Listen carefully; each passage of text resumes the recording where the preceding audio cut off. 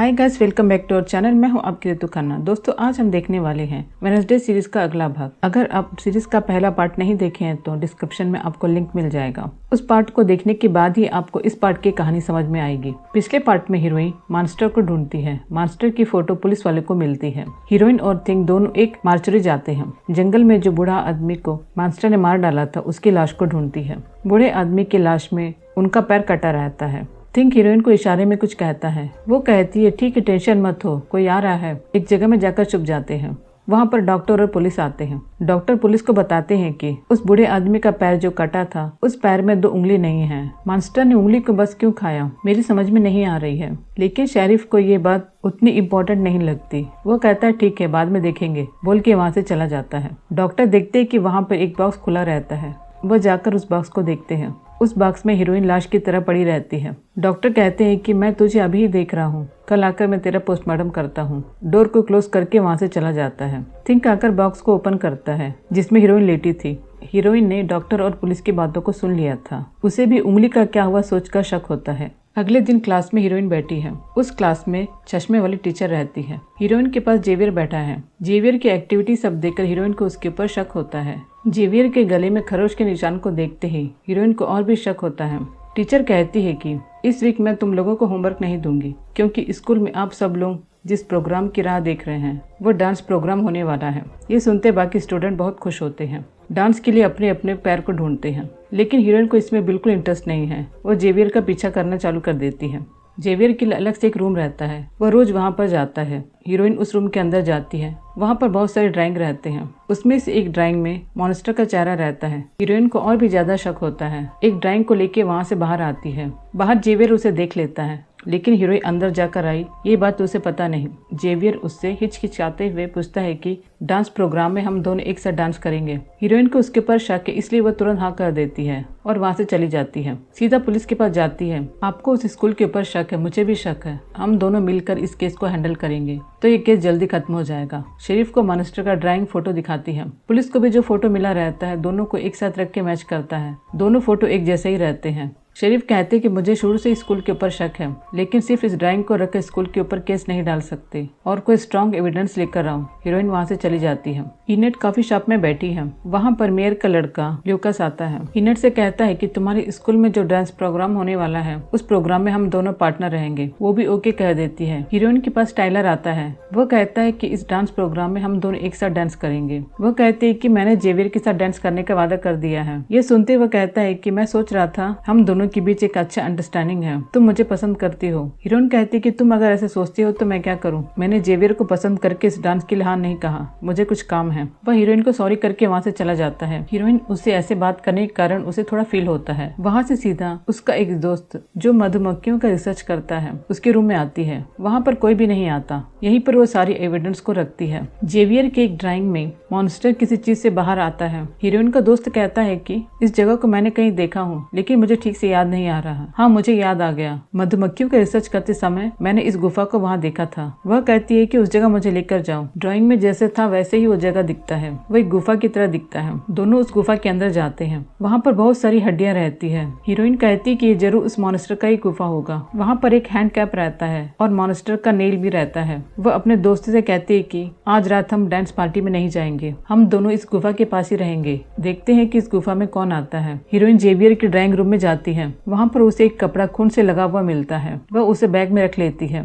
तभी वहाँ पर जेवियर आता है। हीरोइन को देखते उसे बहुत बड़ा शौक होता है। वह पूछता है कि तुम यहाँ कैसी आई। हीरोइन उससे कहती है कि तुम ही वो मॉन्स्टर हो, तुम ही ने सब लोगों को मार डाला। वह कहता है कि तुम मेरे ड्राइंग को देख कैसे कह रही हो, ये सब मेरे ड्रीम में आता था, उसे मैं ड्राइंग बनाकर रखा हूँ। एक दिन इस ड्राइंग से मॉन्स्टर जिंदा होकर आ गया और मुझे अटैक कर दिया, तभी मुझे गले में चोट लग गई। लेकिन हीरोइन उस पर विश्वास नहीं करती। वह कहता है कि इन सब का पता लगाने के लिए तू मेरे साथ डांस करने के लिए हाँ कही थी, तुझे दूसरों की फीलिंग समझ में नहीं आती। उसे तुरंत वहाँ से बाहर जाने को कहता है। हीरोइन चुपचाप वहाँ से चली जाती है। जेवियर के रूम से जो कपड़ा लेकर आई थी उस कपड़े को और गुफा के अंदर उसे जो नेल मिला था उस दोनों को DNA टेस्ट करने के लिए देती है। थिंक टाइपराइटिंग मशीन में कुछ टाइप करता है। टाइप किया हुआ पेपर को टाइलर को देकर आता है। उसे पढ़ते हुए बहुत ही खुश हो जाता है। उसमें लिखा रहता है कि हम दोनों एक साथ डांस करेंगे। हीरोइन ने लिख कर दिया वैसे ही टाइप करके थिंक देता है। पार्टी में सब लोग आना शुरू कर देते हैं, लेकिन यहाँ हीरोइन उस गुफा को देखने के लिए निकल रही है। तभी वहाँ पर टाइलर आता है। वह कहता है कि तुमने मुझे बुलाया था इसलिए मैं यहाँ आया हूँ। ये सुनते उसे पता चल जाता है कि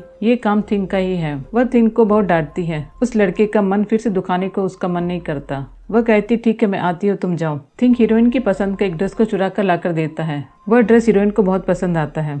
उस ड्रेस को पहनकर पार्टी में आती है। हीरोइन को देखते ही टाइलर बहुत ही खुश होता है। वहाँ पर हीरोइन का दोस्त आता है और कहता है कि हम तो गुफा के पास जाने वाले थे। हीरोइन कहती है कि नहीं, प्लान अब चेंज हो गया है, तुम अपने रूम में जाओ, मेरे बगैर तुम वहाँ अकेले मत जाना। टाइलर के साथ वो चली जाती है, लेकिन उसके दोस्त को गुफा में कौन आता है देखने का बहुत मन करता है। वो अकेला जंगल की तरफ जाता है। गुफा के पास जाकर छुप जाता है। हीरोइन को देखकर सब लोग बहुत सरप्राइज होते हैं। जेवियर अपने साथ वियंगा को लेकर आता है। जेवियर टाइलर को देखते ही उस पर बहुत ही गुस्सा करता है, क्योंकि पिछले साल टाइलर ने अपने दोस्तों के साथ जेवियर का रैगिंग किया था। ये बात हीरोइन को बताता है, लेकिन हीरोइन उसे अनसुना कर देती है, क्योंकि हीरोइन स्कूल में बच्चों के ऊपर पिराना फिश छोड़ी थी, इसलिए उसे ये बात कुछ बड़ी नहीं लगती। सब लोग डांस करना चालू कर देते हैं। हीरोइन बहुत अच्छे से परफॉर्म करती है। सब लोग उसके डांस को देख के आश्चर्य होते हैं। टाइलर भी उसे देखते ही रहता है। इनेट के साथ फ्लूकस डांस करने आता है। वह अपने दोस्तों को चुपके से आने के लिए कहता है। पार्टी हॉल में रेड कलर के पेंट को स्प्रे करने को कहता है। जोसेफ के स्टैचू में आग लगने की वजह से उसका बदला लेने के लिए ये लोग आए हैं। पार्टी में सबके ऊपर रेड कलर का पेंट को स्प्रे करते हैं। डर के सब लोग इधर उधर भागते हैं, लेकिन हीरोइन टेस्ट करके कहती है कि अगर ये ब्लड होता तो और भी अच्छा होता। सब लोग हीरोइन को ढकेल के भागते हैं। उसे विषण आता है, जिसमें उसका दोस्त मॉन्स्टर के हाथों मारा गया। ये बात चश्मे वाली टीचर को बता के वो जंगल की तरफ भागती है। जंगल में उसका दोस्त गुफा के पास छुपकर खड़ा रहता है। वहाँ पर एक कार आता है, उसमें से कोई उतरकर उस गुफा को जला डालता है। डर के वो लड़का वहाँ से भागता है। पीछे कोई उसका पीछा करता है, फिसल कर नीचे गिर जाता है। हीरोइन उसे बुलाते हुए आती है। उस लड़के का चश्मा नीचे गिर जाता है, उसे ठीक से कुछ दिखाई नहीं देता। तभी वहाँ पर मॉन्स्टर आ जाता है और उस लड़के को बुरी तरह से मार डालता है। हीरोइन आवाज जिस तरफ से आई थी उस तरफ भागती है। मॉन्स्टर वहाँ से चला जाता है। उसका दोस्त नीचे मरा पड़ा रहता है। हीरोइन के पीछे उसकी टीचर भी आ जाती है। उस लड़के को देखकर वह भी चिल्लाकर रोती है। हीरोइन को स्कूल में एक केस फाइल मिलता है। वह फाइल उसके पिताजी का है। फ्लैशबैक में दिखाते हैं 30 साल पहले स्कूल के प्रिंसिपल आते समय ऊपर से कोई नीचे गिरता है। ऊपर देखती है, ऊपर एक बहुत बड़ा तलवार लिए हीरोइन के पिताजी खड़े रहते हैं। फिर पुलिस आकर उन्हें पकड़ कर लेकर चली जाती है। हीरोइन की माँ को जो लड़का मर गया है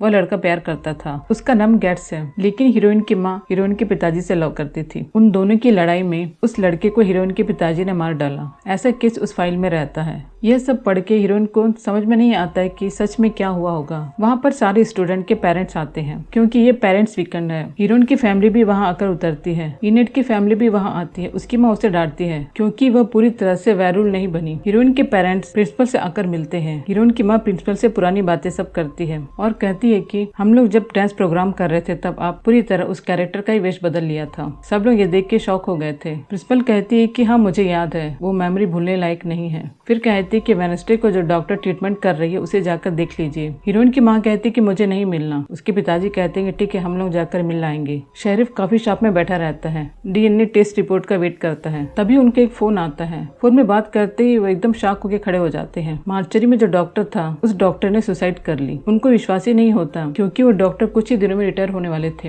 हीरोइन के पेरेंट डॉक्टर के पास जाते हैं। डॉक्टर बहुत सारे क्वेश्चन करती है। तभी हीरोइन वहाँ से उठकर आती है और पूछती है कि आपने क्यों ग्रेट का खून किया। ये सुनते उनके पेरेंट एकदम चौंक जाते हैं। उसकी माँ कहती कि ये झूठ केस है, तुम्हारे पिताजी निर्दोष है, ये साबित भी हो गया था। उसके बारे में तुम अब क्यों पूछ रही हो, ये बहुत सालों की बात है। और गुस्सा होकर वहाँ से चली जाती है। हीरोइन कहती कि इस केस में कुछ सच्चाई है, उसे मैं जरूर पता लगाऊंगी। ये सुनते हीरोइन के पिताजी को बड़ा दुख होता है। वह सच क्या है बता नहीं पाते। हीरोइन अपने दोस्त को देखने हॉस्पिटल आती है। मॉन्स्टर ने जिसे मारा था वो अभी जिंदा है, मरा नहीं है। उसे देखती है बहुत ही गिल्टी फील करती है, क्योंकि उसकी वजह से वहाँ गया था। तभी उस लड़की की माँ हीरोइन से कहती है कि मेरे बेटे का कोई दोस्त नहीं है, वो हमेशा मधुमक्खियों के पीछे ही घूमता रहता है। अच्छा हुआ तुम्हारे जैसे एक अच्छा दोस्त उसे मिल गया, मुझे बहुत खुशी हो रही है। हीरोइन को सुनते ही बहुत दुख होता है। वो वहाँ से चली जाती है। पुलिस मार्चरी जाके पूछताछ करते हैं। वहाँ के कैमरा को किसी ने गम से चिपका के रखा है, इसलिए किसी को भी नहीं पता चल रहा है कि वह कैसे मरे। लेडी पुलिस कहती है कि डॉक्टर ने 30 साल पहले एक केस की रिपोर्ट को चेंज कर दिया था, इसलिए वो बहुत ही गिल्टी फील कर रहे थे। एक लेटर को देती है। उस लेटर को देखते ही पुलिस एकदम हैरान होती है। क्योंकि ये केस गेट्स का केस है। वो समझते हैं कि हीरोइन के पिताजी को बाहर छोड़ने की वजह से ये बहुत ही डिप्रेशन में हो गए, इसलिए इन्होंने सुसाइड कर ली। स्कूल में सारे पेरेंट्स एक साथ बैठकर डिनर करते हैं। तभी वहाँ पर शेरिफ आता है और हीरोइन के पिताजी को हाथ में हथकड़ी लगा के वहाँ से लेके चले जाता है, लॉकअप में डाल देता है। उसकी माँ को समझ में नहीं आता है कि अब क्या करें। हीरोइन के पिताजी कहते हैं कि मैंने ही गेट्स को मारा था। हीरोइन की माँ कब्रिस्तान में एक फूल लेकर जाती है। हीरोइन उसे देखती है। माँ के जाने के बाद वहाँ जाकर देखती है वो किसका कब्र है। उस कब्र में गेट्स लिखा रहता है। उसके पिताजी ने जिस गेट्स को मारा था ये उसी का कब्र है। हीरोइन सीधा जेल जाती है और अपने पिताजी से इसके बारे में बात करती है। उनसे पूछती है कि उस दिन क्या हुआ, मुझे सच बताइए। वो कहते हैं कि गेट्स तुम्हारी माँ को बहुत प्यार करता था। उसका प्यार एक दिन पागलपन में बदल गया, लेकिन तुम्हारी माँ मुझसे प्यार करती थी। ये पता चलते ही वो मुझे मारने आया। हम दोनों के बीच लड़ाई हुई। उस लड़ाई में मैंने गेट्स को मार डाला। हीरोइन को अपने पिताजी के ऊपर पूरा विश्वास नहीं आता। वो कहती कि आपने मुझे पाल पोस कर बड़ा किया है, बहुत सारी लैंग्वेज सिखाई है। ये सोसाइटी बहुत बुरी है, इसलिए आपने ये सब सिखाया, इसलिए मैं ऐसी हूँ। ये सुनते हुए बहुत खुश हो जाते हैं, क्योंकि वो ये सुनने के लिए बहुत दिन से इंतजार कर रहे थे। इनेट की माँ इनेट को एक इन्विटेशन देती है। वह इन्विटेशन वेरुल बनने का ट्रेनिंग देने वाला है, लेकिन इनेट को ये पसंद नहीं। वो गुस्से से कहती है कि मैं वहाँ नहीं जाऊंगी। हीरोइन की माँ नाइट साइड में आकर अपने हस्बैंड के बारे में सोचती है और फील करती है। तभी वहाँ पर हीरोइन आती है। उसे देखती उसकी माँ कहती है कि तुम भी इस ग्रुप में ज्वाइन करी हो क्या। उसकी माँ इस स्कूल में पढ़ते समय इस ग्रुप में ज्वाइन करी थी।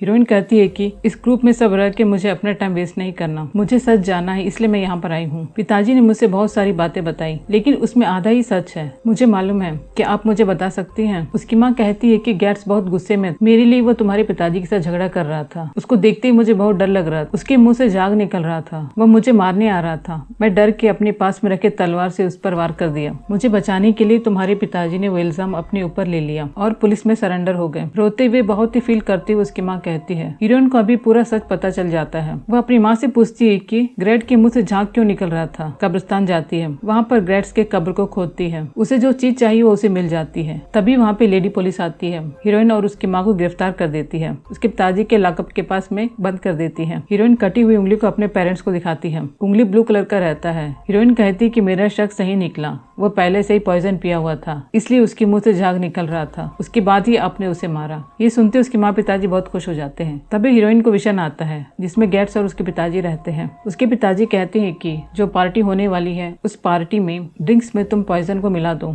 वो स्कूल के सभी लोगों को मारना चाहते हैं और स्कूल को नष्ट करना चाहते हैं। वो सोचते हैं कि ऐसा पावर इंसानों को नहीं होना चाहिए। गेट्स उस पॉइजन की बोतल के साथ हीरोइन के पिताजी के साथ झगड़ा करता है। लड़ाई में पॉइजन का बोतल टूट जाता है, जिससे उसके शरीर में पॉइजन फैल जाता है। तभी उसकी माँ उसे तलवार से मार देती है। हीरोइन ये सब बातें अपने पेरेंट को बताती है। अगले दिन हीरोइन और उसकी माँ को रिलीज कर देते हैं। वह दोनों मेयर के ऑफिस में आते हैं। कटी हुई उंगली को दिखाते हैं। उसकी माँ कहती है कि 30 साल पहले गेट्स ने मुझे बहुत टार्चर किया। जब आप पुलिस थे तब मैंने आपके पास रिपोर्ट लिखवाया था, लेकिन आपने मेरी बात नहीं सुनी। गेट्स के मरने के बाद उसके डेथ सर्टिफिकेट को झूठा लिखवाया, तभी उस केस को जल्दी खत्म कर सकोगे। अब मेरे पास उस गेट्स का पॉइजन वाला उंगली है। अगर आप मेरे हस्बैंड को रिलीज नहीं करोगे तो मैं सारी बातें सबको बता दूंगी। ये सुनते वो डर जाता है। हीरोइन के पिताजी को रिहा कर देते हैं। स्कूल में पेरेंट्स वीक खत्म हो जाता है, सब वापस जाते हैं। उसकी माँ कहती है कि तुम्हारी तरह मुझे भी बहुत सारे विषण आते थे, लेकिन मेरा विषण सिर्फ खुशी का ही था। तुम्हें जो विषण आता है वो तुम्हें नुकसान पहुंचा सकता है। तुम्हें अपने विषण पर कंट्रोल करना सीखो। ये कंट्रोल मैं तुम्हें नहीं सिखा सकती, अपने पूर्वज ही तुम्हें सिखा सकते हैं। हीरोइन कहती है तो ठीक है, मैं अपने पूर्वज एडम से सीख लेती हूँ। उसकी माँ कहती है हाँ, वही तुम्हारी परदादी है, ये चैन रख लो, जब तुम्हें चाहिए तब तुम इसे यूज कर सकती हो। फिर स्कूल का एक एल्बम भी उसके हाथ में देकर वहाँ से निकल जाती है। इस एल्बम को देखते ही उसे बहुत ही हैरान होता है।